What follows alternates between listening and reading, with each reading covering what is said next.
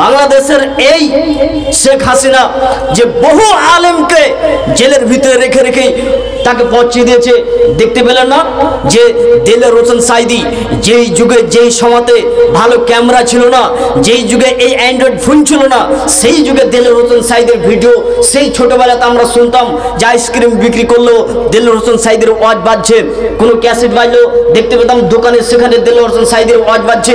সেই রকম একজন যোগ্য ব্যক্তিকে জেলের ভিতরে রেখে রেখে তার জীবনটা শেষই করে দিলেন লাস্ট পর্যন্ত। যদিও আল্লাহ তার এইভাবে লিখে রেখেছিলেন যে জেল থেকে হয়তো সে মরবে। ইমাম তাইমি রাহিমাতুল্লাহ আলাইকে লাস্ট পর্যন্ত তাকে জেলের ভিতরে তাকে পৌঁছতে হয়েছিল, তিনি বিবাহ করতে পারেননি।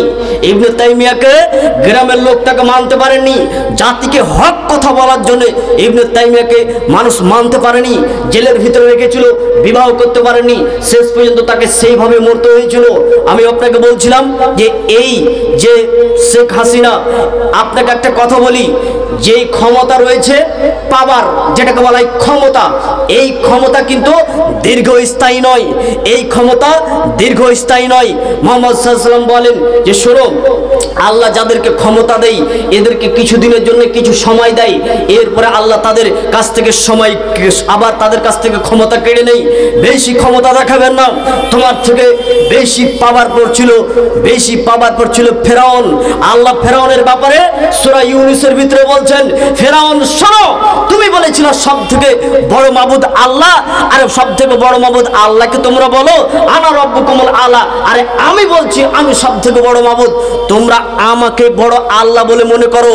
ফেরাউন এইভাবে বলল, তখন আল্লাহ বলছেন ফেরাউন শোনো, আমি তোমার বডিকে অক্ষত অবস্থায় তোমার বডিকে রেখে দেবো, সারা পৃথিবীর মানুষের জন্য নিদর্শন হয়ে থাকবা, সারা পৃথিবীর মানুষ তোমাকে দেখবে আর তারা অনুশোচনা করবে। ফেরাউন নিজেকে আল্লাহ বলে দাবি করেছিল, নমরুদ বলেছিল আমি আল্লাহ।